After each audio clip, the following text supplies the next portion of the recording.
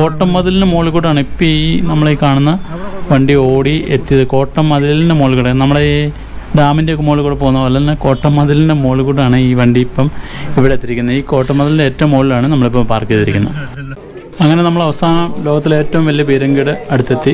ആ പീരങ്കിക്ക് വേണ്ടി ഒരു വീട് പോലെ പണിത് അതിൻ്റെ ഉള്ളിലാണ് ഈ പീരങ്കി വെച്ചിരിക്കുന്നത്. വലുതാണ്, നമ്മളീ കാണുന്ന പോലുള്ള ഭയങ്കര വലിപ്പമുള്ളൊരു പീരങ്കിയാണത് കേട്ടോ. ഇത് അടുത്ത് നിൽക്കുമ്പോൾ തന്നെ ഇത്രയും വലിപ്പമുണ്ട്. വലിയൊരു ഭീകരൻ പീരങ്കിയാണ്.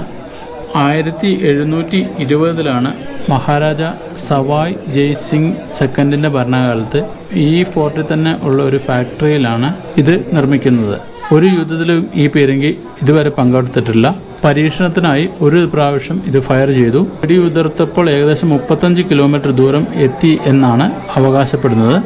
അതുപോലെ ഇതിൻ്റെ ഉണ്ട ചെന്ന് വീണ സ്ഥലം ഒരു തടാകമായി എന്നൊക്കെയാണ് പ്രാദേശിക ഗൈഡുകളൊക്കെ